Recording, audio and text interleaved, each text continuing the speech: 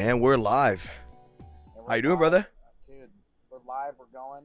All right, we're gonna have this one. I'm getting an addendum out. One last before the pod. Doing a deal before the pod. Love that. Can't complain about that. So, how you doing, man? Doing good, bro. Doing good.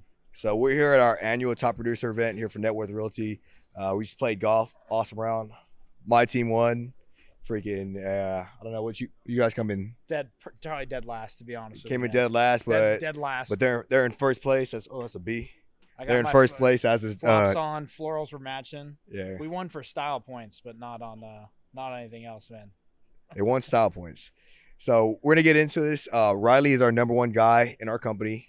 Riley did 80 plus deals last year, and as far as that, he bought 80 houses for the company, and he sold probably 80 or 90? Yeah, about like 85 and 85. 85 and 85. So pretty fucking good numbers. I know when I looked at my numbers last year, I was like, man, I'm in the 50s. I'm crushing it.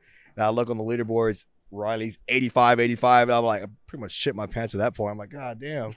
But we're going to get into the introduction about yourself. So I want to talk about how did you find Net Worth Realty and how did you get into real estate and what got you started? Just give me a little whatever kind of introduction you got. I mean, like a little into it, man, and like kind of just like a little bit on like the background and a little bit about me and how I got into it is really just, kind of like luck of the draw, to be honest with you. I for a little bit of like background of where I came from, who I am. I'm from Sarasota originally. It's about an hour south of Tampa. I currently work in the Tampa market. End up getting an opportunity to play college football at the University of South Florida. Played there for a few years. Thought I was going to grad transfer, go play somewhere else. That ended up not working out. Actually blew out my ACL, tore my meniscus, my ACL. Ended up keeping me in the Tampa Bay area. Stayed an extra year at USF, played one more year of football there. And then just started looking for job opportunities in the Tampa Bay area.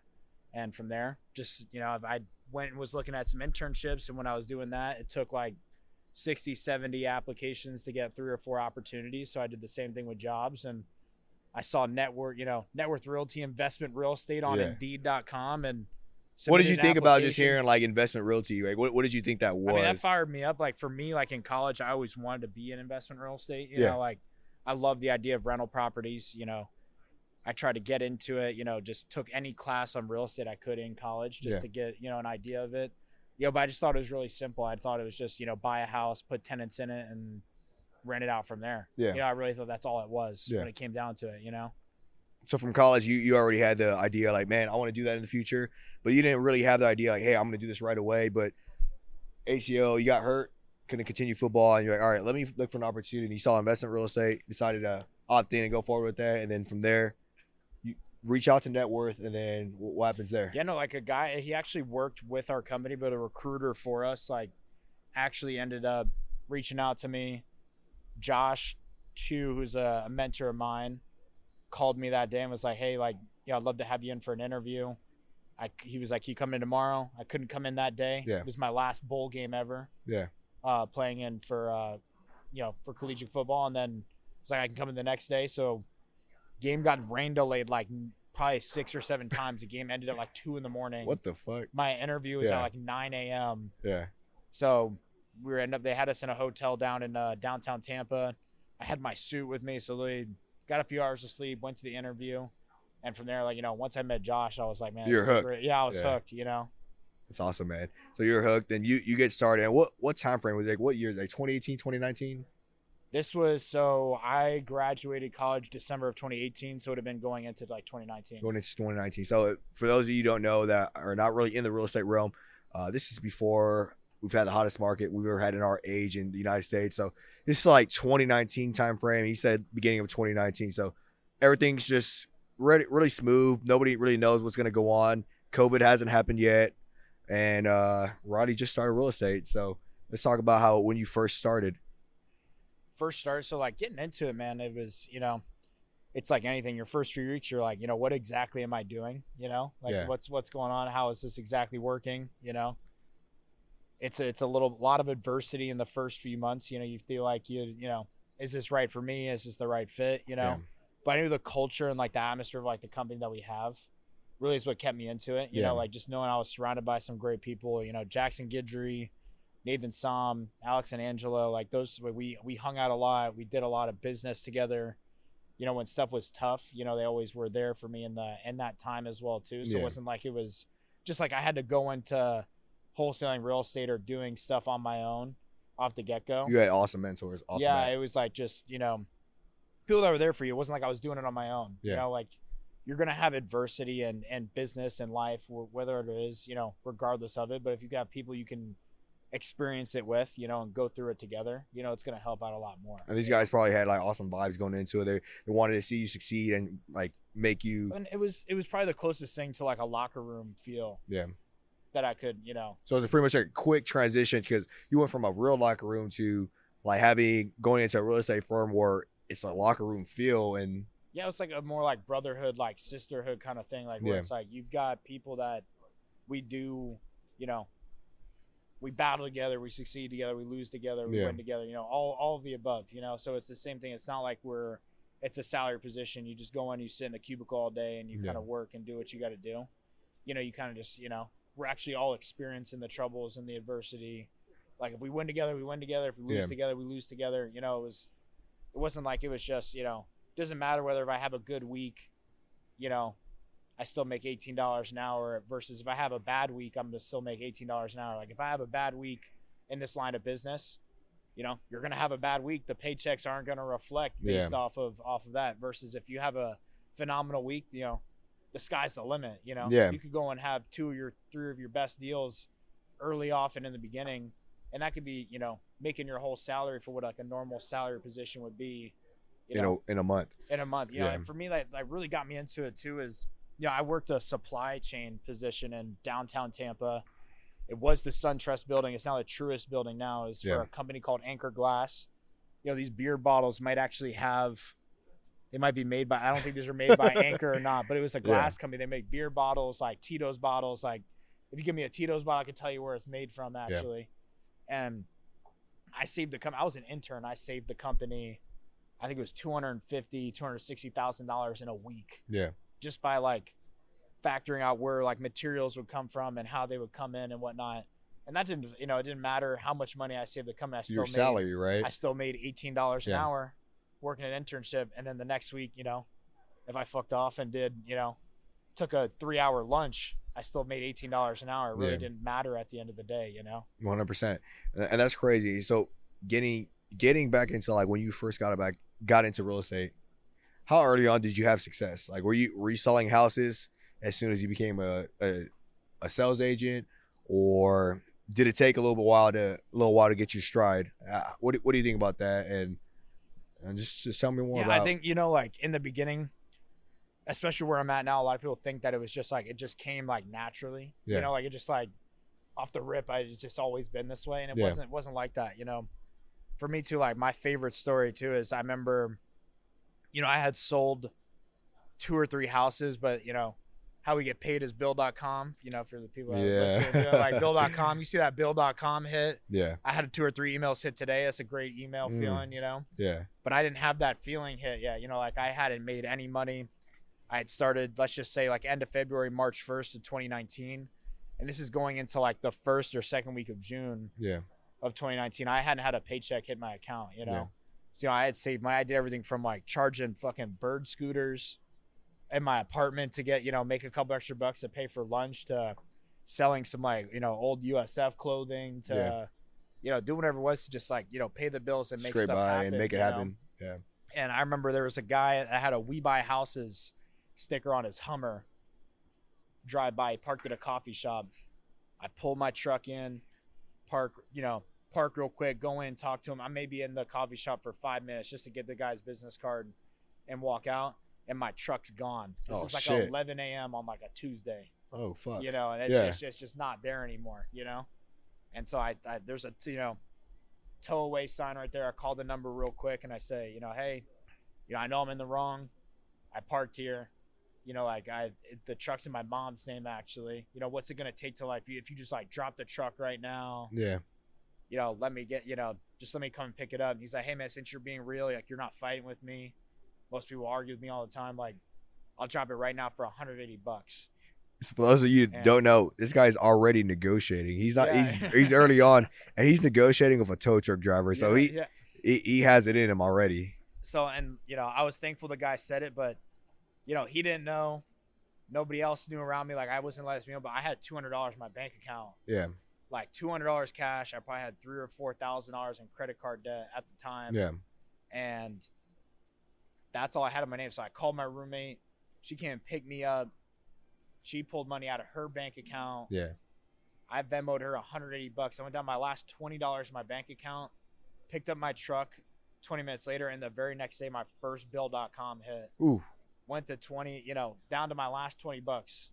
That's all I had left. And then had a bill.com. I mean, the first few sales I had were like, only a few $100 to a few $1,000 too. So it's like, really just paid off the credit card, kind of got back to it, and just kind of kept rinsing and repeating. Go back on your feet. Yeah.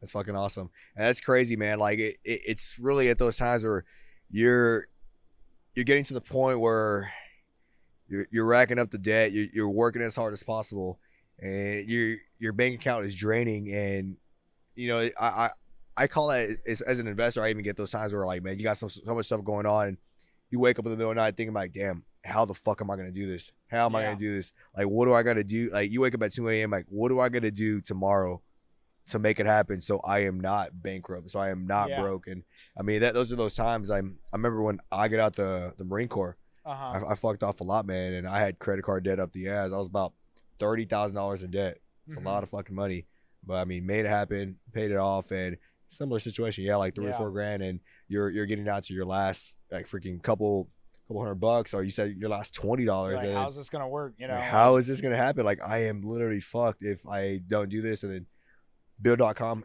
hit, save the day, and then you continue on. So you said you sold a few houses, and then when did you become an acquisitioner to buy houses? Like, how early? I was like within your first 6 months, maybe. Yeah. So I mean, I started end of February, beginning of March, and I probably started getting into acquisitions, I believe, like end of August, beginning of September. Yeah. It's kind of where I started buying houses. Yeah. For me, for Tampa, for us, specifically, you have to get your mortgage loan originator license. Yeah. That's something for me too that really hurt me in the beginning, is because, at first I really didn't. I think I failed it my first 3 times, so I wasn't able to I had to wait another 6 months to get it. Yeah. I was blessed enough for Josh to allow me to become an acquisition agent. Yeah. From the get-go, but I wasn't able to bonus, probably for a year and a half into me working for Net Worth Realty. So really, if you do the math, I was leaving, probably tens of thousands of dollars on the table, but correct. It allowed me to get into it, really start to acquire deals and kind of just, build up stuff from there. Yeah. So freaking for those of you that don't know, the way our company is structured is when you first start, you're a sales agent. And so what your job is to sell whatever house that we buy. And when I say buy, we get under contract, we buy it, and we sell it to whatever our investors that we have. And then as far as acquisitioners, you don't get that right away. You don't get to buy the houses, put them under contract until your management or your seniors feel like you're ready. So Riley said he didn't get to become an acquisitioner until he was 6 months in, and then he started buying the houses. And that's when it really takes off. When you start buying the houses, then you could do these things called buy sells. You do the buy sells, and that's when you buy it and you sell it to one of your clients, and you make it happen instead of having to rely on your team. And that's where you start making the real money, because you don't got to rely on anybody, and then you start netting a lot more. And as far as acquisitions, like, do you feel like in your eyes, what is your favorite thing to do? Do you like selling houses, or do you like buying houses? I like both, man, to be honest with you. Like, for me, like, the biggest thing for me is like relationships. Yeah. Like just being relational with people, connecting with them, having that, connection with, whether it's on the buy side or the sale side, it's probably the biggest thing for me. Yeah.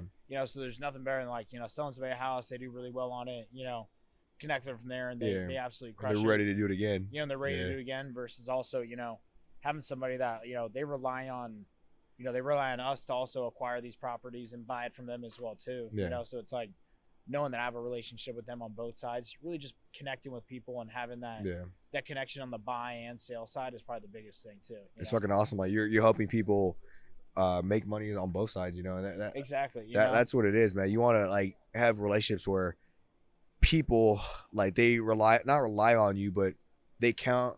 It's kind of count rely. You can kind of say it's the same thing, but they count on you to help them out. To where, I mean, you're not their source of income, but if they need something done, you can get it done for them. And let's say they need, hey, NASA, or hey, Riley, I need a flip within the next like few days. Can you find me one? Yeah, I got you. What area? What price range? Let me see if I can make it happen. Mm-hmm. And if I don't already have it, I'm going to find it for you, because you're counting on me and I want to help you out as much as possible. And then you also 100%. meet these realtors or other wholesaler agents or whoever the hell, or maybe like straight up homeowner. We're like, hey, I need you to buy this house for 120K. And maybe you can't buy it at 120. Maybe you need it at 110.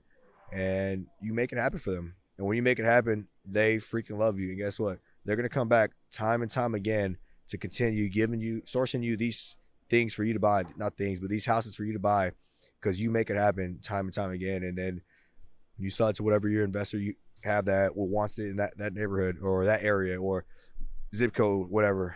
And you just continue. It's a cycle. And you just continue doing that. And I think that's really awesome. I mean, helping people is great.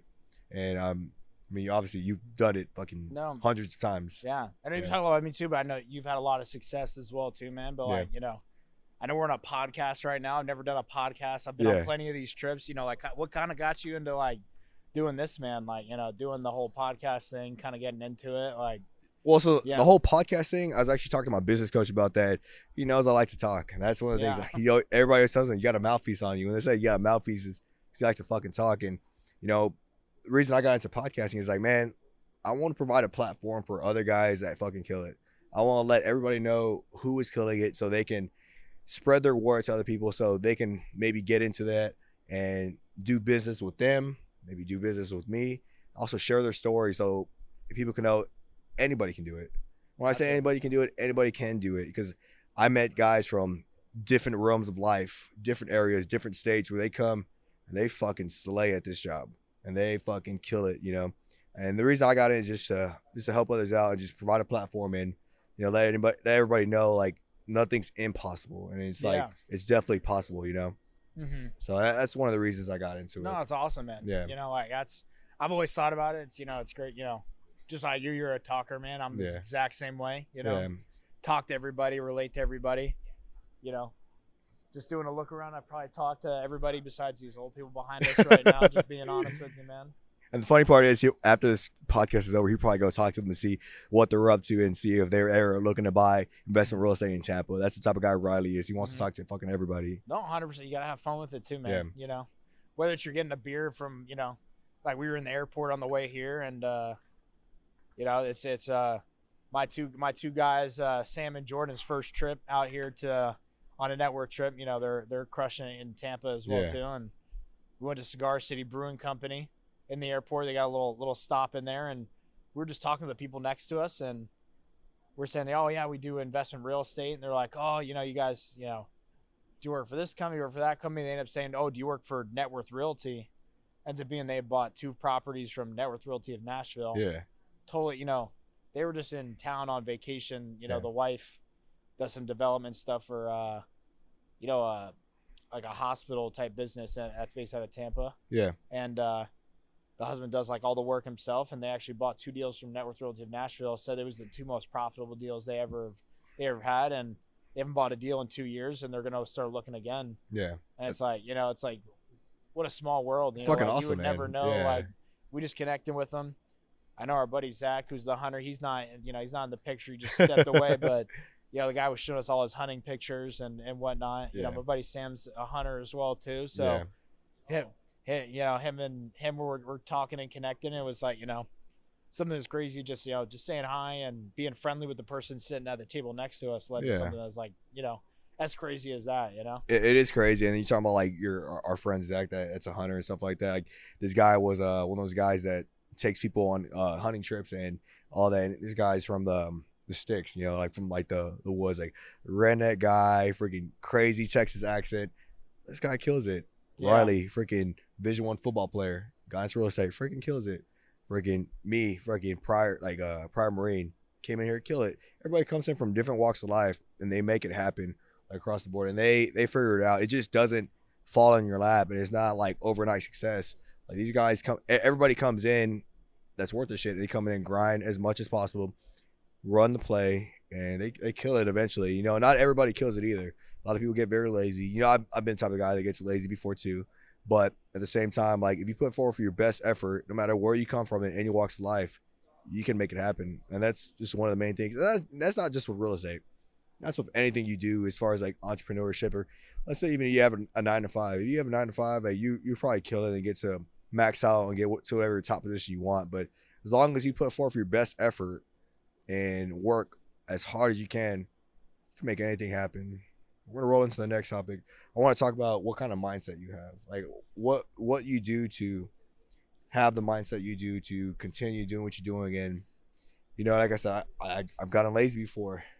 Have you ever felt that way? Or I mean, always, man. It's like it's very easy to feel complacent. It's very easy to get in a state of like, you know, is this shit worth it? You know, is it worth it to keep going? You know, is this shit even meant for me? You know, hey, I've made a lot of money. Is it, you know, can I take my foot off the gas pedal? Yeah. But you know, if you look at like the big picture, and it really comes down to the goals and what you want in life, and I think your why as well too. You know, for me, you know, one of my biggest things, like one of my whys is, you know, for me, my dad was never really in my life, you know, growing up, you know, for me. So like me, one of my whys is, you know, eventually when me and my, you know, my fiance, soon to be wife, you know, have kids and we end up building a family, is eventually I want to be all in with them, you know. So whenever it gets tough, you know, whatever it gets to the point, you know, for me, I don't want to be working a 9 to 5 till I'm 65 years old, and hopefully I can, you know, work off some, you know, live off Social Security and shit'll just be, you know, sweet after that. You know, for me, I want to build a life where,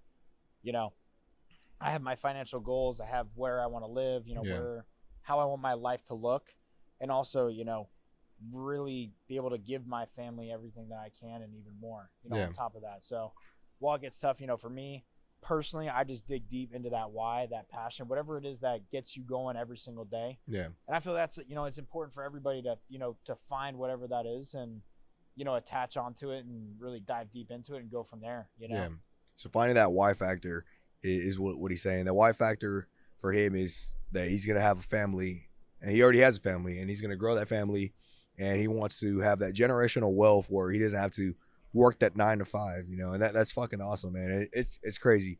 And you don't have to be in real estate to do that. And you can do this wherever the hell you want. But his why factor is really awesome. It's really deep because, you know, myself, I don't know, I can't speak for you, but I grew up without like wealth or anything like that. You know, it really hard starting from the freaking bottom, getting out of the mud.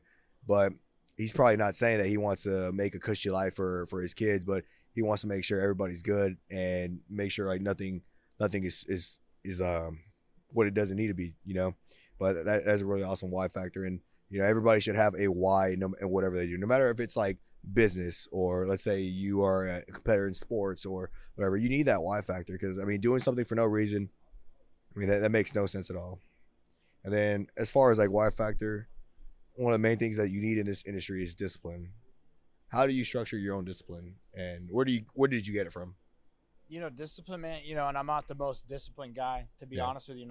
There's some people that are way more disciplined than me. You know, for me, like my biggest thing too is like just really having fun with it, you know. But also too is, you know, I do have a lot of fun, but also a lot of people don't see is that there's a lot of late nights, early mornings, you know. I'm going to get my shit done when it comes down to it, you know. So it's like if it needs to get done, I'm going to go and get it done. You know, if it's staying at the office till 8, 9 o'clock at night, it's gonna be something I have to do. You know, and it's a sacrifice in the beginning because a lot of times, you know, there's other things you want to do, whether it's your health, your faith, your relationships, whatever it comes down to. But you know, if you put that time in the beginning, and you're disciplined with that, you know, what it's gonna come out to. You know, we all know if you put more time into your business and more time into what you want in the beginning, it's gonna pay off tenfold after the fact. You know, if you're just going in, you're putting in, the guy that's putting in 10 hours a week, you know, maybe he has a little bit of success in the beginning. But in the long run, the guy that's putting in 100 hours a week is just statistically gonna have more success. Than the guy that's having, you know, doing only 10 hours a week and maybe gets lucky here and there. And I say lucky because, you know, the guy that's putting in 100 hours a week, he might not be as good. He might not put in, you know, he's great as the other guy that's putting in 10 hours a week, but you know what, he's still putting in more time. He's going to perfect his craft a lot quicker. He's going to get better at those conversations, better at those phone calls, whatever you're putting your mind to at that, you know, especially being like an athlete too. Like there's plenty of guys that I've played with that, you know, they just have some God-given natural talent, you know, buddies of mine that they might not work out a day in their life, but they'll get under the bench press and put up 315 for reps. It's no big deal. Freaks of nature. You know, freaks of nature where it's like that shit, they had that God-given talent. Yeah. And to be honest with you, I would say the guys that were like that but didn't buy back into their craft and didn't focus on, you know, what they wanted, what they truly wanted to focus on from there, really never made anything. Like I've played on a lot of great teams and played with a lot of great guys where, you know, they got into it and, you know, some ended up in jail, some ended up in, you know, working at fucking McDonald's, you know, just like not going anywhere after high school, let alone even middle school from there, versus where you've got guys that weren't naturally God-given talent that put the effort in, got after it. Yeah. You know, they selected a why. They knew what they wanted to go and you know, achieve in this life, and they pursued it from there. And you know, I have a few guys too that were naturally very gifted. Yeah. You know, with everything. Same thing with the business industry as well too. And they just went all in on it, and you know, it really worked out well for them. I got a couple guys that are in the NFL, a couple guys that have done very successful business-wise as well too. Yeah. But off the get-go, you know, just looking off, you know, green off the rip, you would never think that these were going to be the guys that were going to be, you know, the best off the get-go, you know? Yeah. I mean, that's fucking awesome, man. You know, you're saying people have talent, right? And people fucking have like, how do you say it? I mean, I don't really have to freaking get into that. You literally hit it right on the fucking head. Mm-hmm. But we're talking about discipline, and then I know everybody that has discipline, freaking, or like a routine, or slash program. Like you have like your own like program that you follow, or you have like a freaking everybody has a schedule, but do you have anything specific that you do that sets you apart from everybody else? I know you say you like to have fun with it. But you know, I know there's no like one thing like sets me, you know, apart from anything. Like, you know, whether you got tie up shoes or flip flops on, I still put my, you know, my same legs in my same pants just like you do. I put my shoes on every day just like anyone else would. You know, there's really nothing that sets it apart. I think it's really just, you know, being fully determined and focused on like what I want and what I want to get after. Yeah, it's really a big thing. And you know, am I truly blessed? I think it's a lot of luck, a lot of timing as well too. Do I think that's a factor into it? 100%. But do I also think that I work, you know, very hard towards that stuff as well too? Yeah. 100% also. You know, the biggest thing for me, it's not like it's anything special. My biggest thing is for me is I've just, you know, I found a playbook. Net Worth Realty, the company that we work for, has given us a playbook.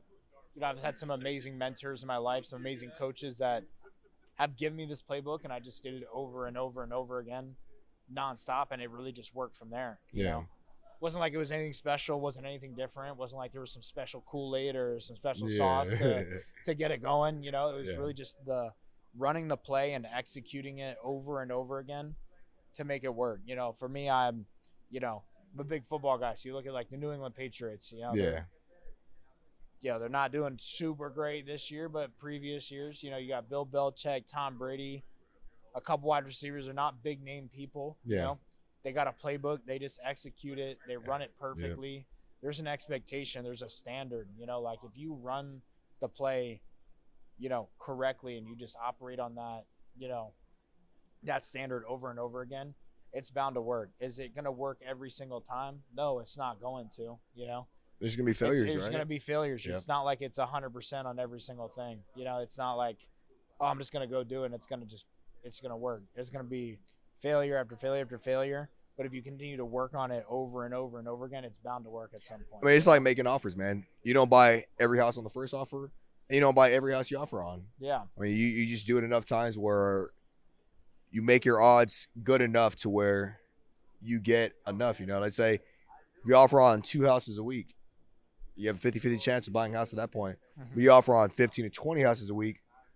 Shit, man. If you have that same 50-50 chance, you might buy freaking, I'm not going to say 10, but you might buy a few more than fucking just one, you know? Yeah. And it's just like putting it out there and just making more offers. And, you know, making offers isn't just always like as making offers as buying houses, making different offers in life, making different opportunities, and maybe giving opportunities is making an offer towards somebody, and there's a lot that goes into offering. And offering is a big word. Offering is a freaking verb.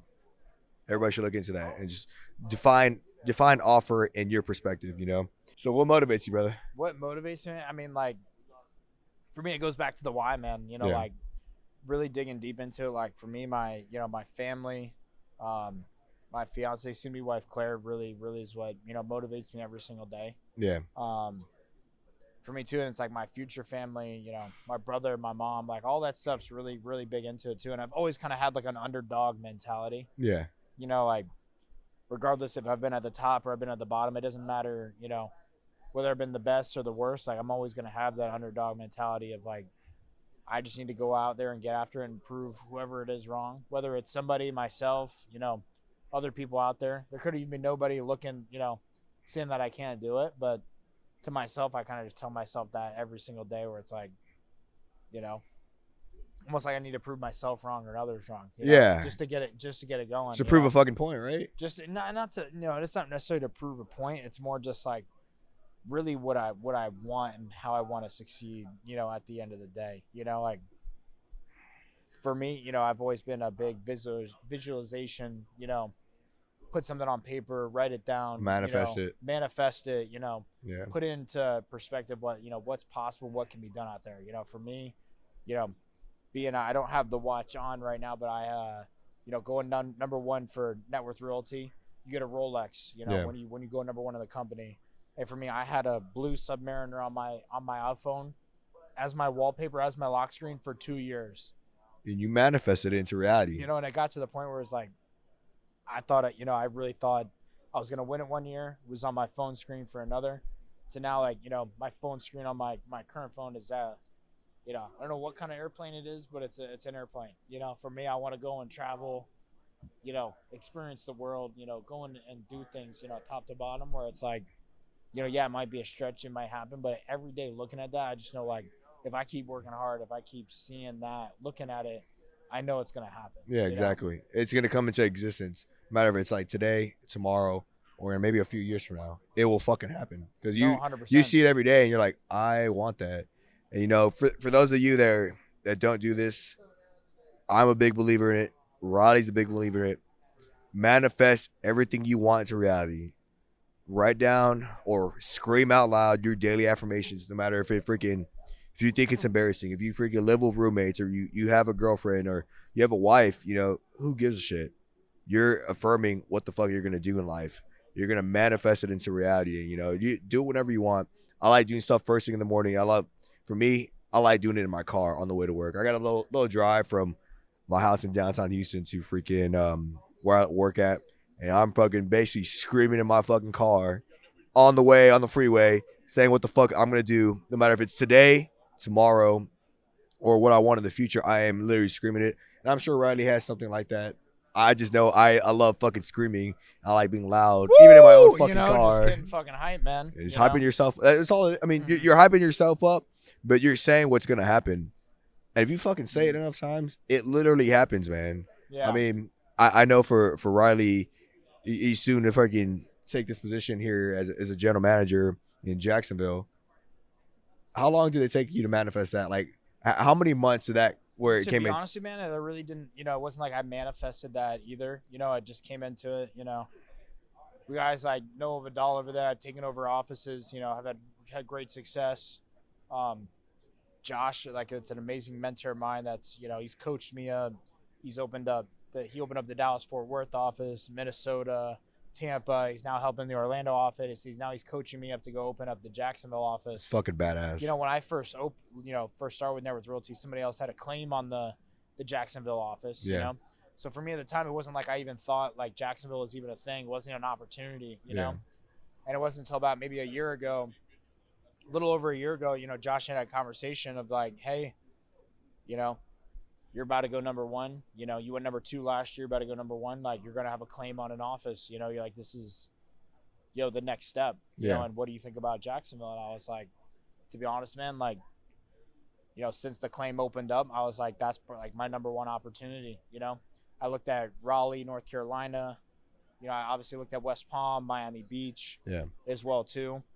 But you know, looking at Jacksonville, it was like it was a market that, you know, you could still have really cheap real estate.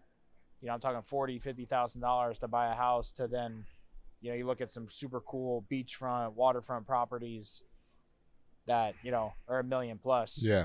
And then rentals too, like the top of the line, like me and my fiance, my brother's actually coming out there with me as well too. I love that. Rental properties out there, man, are, you know, top of the line. I'm talking sunset views, super cool amenities for like an apartment complex right on the river, restaurants, bars all around you are like, it's like 2,500. Are you serious? $2,700 a month. Oh my gosh. You know, so it's like, that's the top of the line there. Yeah. So it's still an extremely affordable city. And, you know, for us, it's been tough, you know, because, you know, I first brought it up to my fiance. She was very, you know, not against it, but it was like, you know, we built an amazing life in Tampa. You know, you know, we both played, you know, she was a Division I volleyball player at University of South Florida. Fucking athletes, man. You're going to have some great kids, Our man. knees are fucked, though, man. she tore her ACL. I tore mine. You know, we connected that way. Yeah. And, you know, I don't believe in coincidences, man. Everything happens for a reason. You know, for me too, how I ended up even staying in Tampa too is I made one wrong step. I didn't even get hit, you know, and that's what blew my knee out, you know. So it's like, I was able to meet Claire, meet Josh, you know, we wouldn't even be at this podcast right now if you didn't get hurt. These things didn't happen. If I didn't get hurt, you know. So, you know, Claire and I are big believers in that. And, you know, between the restaurants we like to go to the friends we've made, man, you know. My buddy Sam Weather's got a, you know, sweet little 24-foot skiff that we go out on, you know, a lot too. Just, you know, we just have some great times in Tampa Bay, man. And it's been our life. You know, we've got rental properties there. We've got, you know, our personal home that we've built and done a lot with as well too. Yeah. And especially, you know, and we've, you know, I also have a 6-7 figure business just in real estate. Claire has the same thing as well too. She's in real estate as well. Also, she got into it. And she's got a 6-figure business. So it's like we're literally going from, you know, all this that's happening. It's going, you know, we're really enjoying life to picking up and moving everything and going to another city. You know, scary, right? And it's like, you know, for me, I've never had that feeling of being scared, you know. I really haven't. It's been more of like just, you know, like, holy shit, we're fucking doing it. You know, like it's like this is really real. Like a feel of like nervousness. Like people are asking, oh, are you nervous? Like, you know, I've been like, oh yeah, you know, it's scary, it's nerve-wracking, but like also too, it's not like we're just gonna go and do it, you know. Make it fucking happen. Just like anything, you know.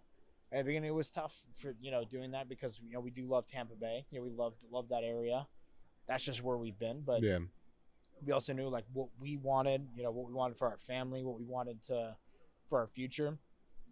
Claire and I both said, you know, for the next step for me, it was, you know, going and being a general manager and open up my own office, you know. And you're doing it.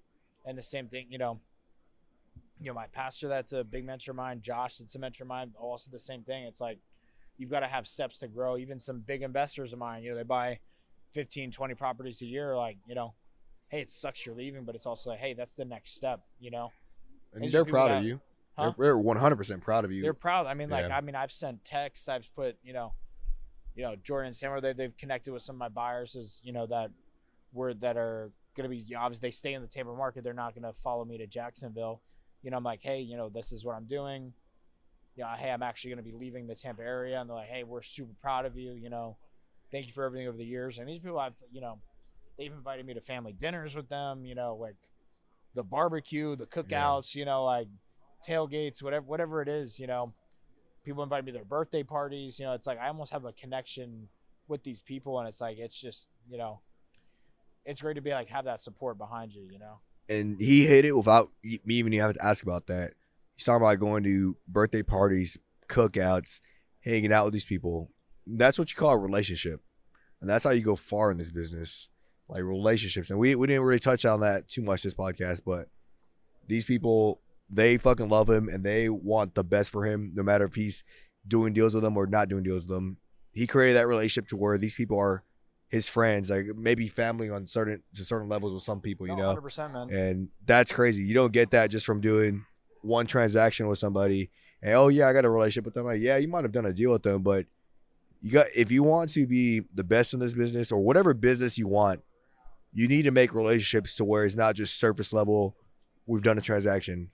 You got to get in deep with these people, and it's not like you have to. You don't have to, but it's fucking good to, because once you do that, you guys build trust.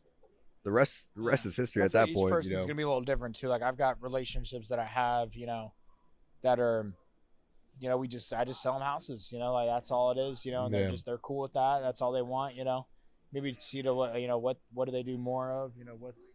What's going on with them, and they really don't get into it. Versus other people, it's like they're your boy. They're inviting me to their baby shower. Yeah. They're like I got one boy that's a buddy of mine that we grew up 10 houses down from each other. Literally, like he doesn't work for me, he does nothing. He went and picked up a fucking stove for me at Home Depot the other day. Like just because I was out of town, I was here in Austin. I was like, "Yo, man, can you go help? I'll throw you a couple bucks and you'll go, just pick this up and throw us one of my rental properties." This is a guy that I've done business with. It's a guy I've known since we've been 10 years old. Haven't really been on that deep of a level to now. It's like we're starting doing this stuff together, and it's like, wow, it's just crazy to think like that. So let me ask you this: what is your, obviously you buy rental properties, passive income, become a general manager. We know that. What is your goal?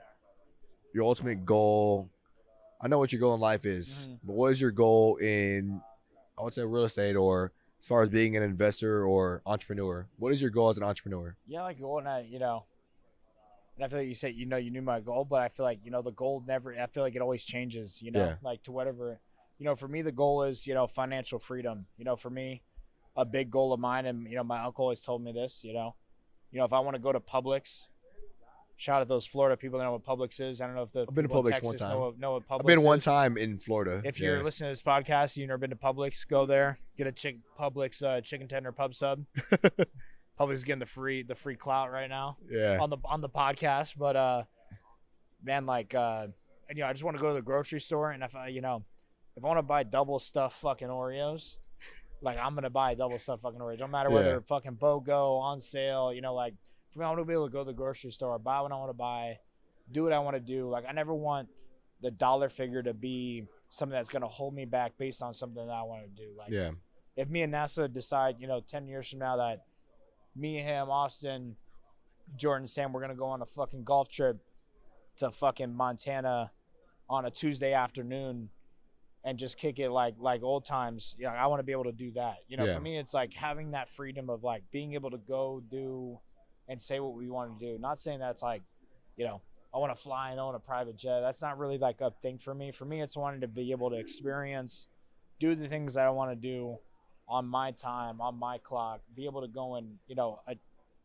have fun and, do the things that I want to do and not have to worry about something else going on in the background. You swipe the card and you don't even think twice about it. For me, and I operate the same way now, that I do now, people might say that's, that's risky. That's not how you want to operate. But for me, I don't ask people for Venmos. I'm not asking, hey, I'm not shitting sending people Uber requests. Hey, can you send me that $100 for the dinner? It's like, look, we're gonna even out. I had guys today that bought me plenty of drinks, and I'll probably go and buy them a drink later tonight too. It's gonna even out over a lifetime. You know? And it's like if we want to go and experience and have a good time with something, let's just go and do it. Yeah. And to me, with those, the investments and the stuff that I have, there's really no like set, for me, I do invest in rental properties. I currently have 13 doors, about 6 are cash flowing. We're about to get the next 7 cash flowing here hopefully by the end of the year. How old are you, Riley? I'm 25. He's 25 with 13 doors. Let's put that into perspective. And it was, I got into it off deals that we couldn't sell on the board, deals, opportunities that I thought would just work out. Yeah. End up achieving from there, and we'll figure it out that way. Yeah. And for me too, with on the investment side of what I want to have cashed up, I think the beginning for me, especially when you're a young entrepreneur, or you see a lot of guru videos or just like stuff going on, or even like a podcast that's not like this, you think like, oh, I want to have cash flow, like I want to make $10K a month off some random passive shit, like. And me just being blatantly honest, like if that opportunity was out there, I would already be on it. I'd have somebody, I'd be paying somebody to do it to make me that money passively. It's just not out there. Like whether it's Airbnb, rental properties, wholesale, like you got to be all in on whatever it is. Build a bridge, build a foundation, and then go build the next 7 from there. You know, Yeah. I feel a lot of people, they try to build these different streams of income. They don't go all in one. They don't go all into one. You know, it's not like you can't just build 7 bridges at once and go from there. Yeah. For those of you that are from Tampa Bay, if you try to rebuild the fucking 3 or 4 bridges that we have in Tampa, it'd take you 25, 30 years. But if you work on one bridge and you get it built from there, you're going to figure it out, you know? Yeah. So it's, you know, with that, for me, I went all into real estate. Have I played around in crypto? Have I played around in, you know, stocks, bonds, some other stuff? I haven't. Have I leveraged some of the other stuff to essentially put back into real estate? You know, of course, there's like, you know, plenty of things. I could probably talk on that for, you know, another hour or so. You know, whatever you want to ask, you know, go from there. You know? No, I mean, off of that, I think you hit that all on the right head. And I mean, I think as far as the fun stuff, what's your favorite? What hobbies do you have? You're all in real estate. What hobbies do you have time for? Is what should I say? What hobbies I have? Hey Sam, we taking the boat out next weekend? Of course. All right. So we going out on the boat. We going out on the boat before we leave. You know, that's one of my big hobbies. I don't own a boat, but I got an amazing friend. You just own a boat yet? An amazing friend that owns a boat over there. You know, so yeah, here, show your face. You know, but just having friends. You know, some of my biggest hobbies, just even trips like this. You know, like every few weeks, you know, I go on a golf spree of like, you know, I try to golf once a weekend. Yeah. Try to get better at golfing. You know, my 2 buddies over there are much better at golfing than I am. You know, I just want to be able to hit them straight and enjoy some time. Yeah. You know, for me, I really love to travel as well too. You know, a buddy of mine, Joe Ferrante, works in the network Tampa office. He just got married in Cancun. Yeah. We're able to go and spend, you know, time in Mexico and travel and, you know, see some crystal clear blue water over a, you know, catamaran boat. Yeah. You know, just experience some like just super cool shit, man. You know, and enjoy it that way. So I feel like really, you know, traveling. You just experience new things is like probably the biggest thing for me. I see you at hockey games every other day. Dude, hockey games, you know, I've been on the season ticket wait list for the Tampa Bay Lightning for 3 years. Yeah.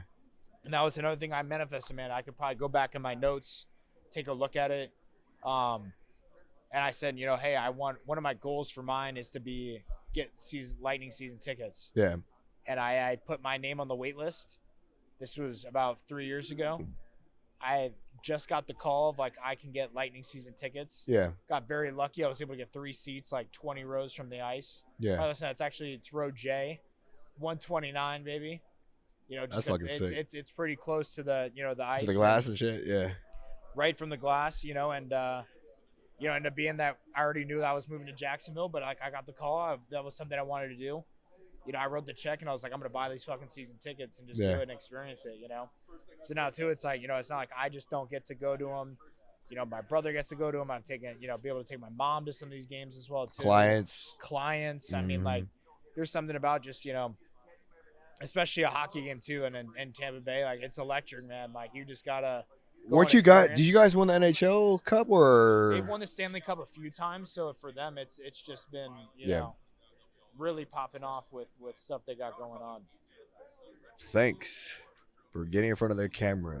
Little guest appearance. Yeah, we got some guest experiences by I don't know who, but yeah. really awesome. Well, we went about almost an hour in, nobody walking in front, but that was the first. But other than that, man. What are some of your hobbies, man? What do you get into, man? My hobbies. Man. Man, you hang out with the king, the king of Houston, man. You guys are always out. Yeah, my buddy Austin Zamora, he was on the last episode, man. We love to party. I've been taking a break on that because I've been very tied up in a lot of investments this year. But as far as hobbies, I love jiu-jitsu. I love being fit. Nice, man. Jiu-jitsu is really fun. That shit fires me up. Probably train 4 or 5 times, 6 times a week sometimes. Right now I'm injured with a freaking stupid injury, but I'll be back probably next week, give or take. But I mean, BJJ is awesome. I used to be really into MMA. Then my face started getting beat up from sparring, and that's the moneymaker. I can't be beat up in real estate, so stopped doing MMA and just really shifted towards mainly doing jiu-jitsu. And I love being in good shape, and I love weight training, and I love all that good stuff. So that's my hobbies. Very simple. Don't do anything too crazy. Traveling's a big one for sure. Yeah, I mean, going to Mexico, love going to Mexico. We just got back from Cancun. I think it was like 2 months ago. It was really fun. Nice, Been grinding my ass off. Went to Tulum the month before that, and I mean, traveling is awesome. Working for this company is cool because when you do well, they incentivize the fuck out of you. I think I did 20 deals in 2 months, and there's all expense paid trip to Cabo. Stayed right on the fucking water. Oh, yeah, I'm sure man. you've gotten like probably 40 of those trips, but Yeah, man, we've had some fun with it. yeah. Justin, Claire and I out to Big Sky, Montana. One Yeah. trip, went did Yellowstone. Oh no shit. That's Looked where at some, yeah. looked at some bison out there. And love stuff, that fucking show. Yellowstone's fucking great. It was awesome, man. So. Yeah. So I mean, that's one thing. I mean, you work hard. You work for a company like ours. You get incentivized. I mean, I'm sure other companies do that too. But even if you don't work for a company that incentivizes you for doing well, incentivize yourself. Mm-hmm. Like you fucking go out. I mean, let's say you do 2 deals this week or whatever the fuck you do. Like you make it happen. Take yourself to a nice dinner. Take yourself to a fucking steak dinner. Like not freaking Saltgrass. That's what we have in Texas, or Texas Roadhouse. Like go to the nicest place in town because you earned it. Go make it happen, or whatever the fuck you want. But like incentivize yourself is a big thing. If you're materialistic like me, sometimes go buy yourself something nice. If you freaking whatever the fuck you want to do, just make sure you incentivize yourself so you're not working for nothing. But I mean, as far as that, man, I think we've pretty much hit everything right on the head. Definitely fucking pleasure having you on this, and it's probably our second or third time meeting. I give you props for having the podcast, man. I'm very honored and thankful for you having me on, man. Yeah. And, it was a good time. Let's definitely keep connecting more, man. And we'll do this again, man. We'll do this again. You want to drop some of your handles, like your Instagram or like what's your Instagram name? Riley Sheehan 40. Riley Sheehan 40, guys. That's the Instagram handle. Yeah. Facebook, Riley Sheehan. Add this guy. He kills it in the Tampa. Soon to be just all of Florida in general. So follow him on Instagram. Follow him on Facebook. Freaking hit this guy up if you're looking to get an investment real estate in Florida in general. Because I guarantee you, if you can't make it happen in Tampa or Jackson, he'll put you in contact with somebody that can help you. Because that's the type of guy this guy is he loves helping people. And it's I know we didn't really talk on this a whole lot, but some last words into it too. It's it's not.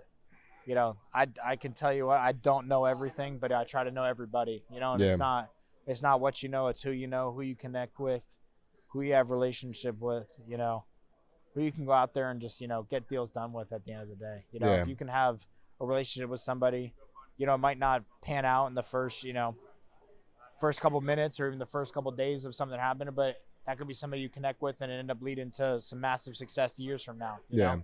You'll never know. So always be friendly to everybody. Be polite, show honor, have respect, be big on your core values. And things will really just work out from there. It'll fucking mold right into you. And like you say, it'll happen just by being a good person and just doing everything you need to do. But other than that, man, I think it's time to wrap this up, man. It was a pleasure having you, Riley. Of course, bro. Always an honor. Oh, respect, man. All right, brother. All right, dude.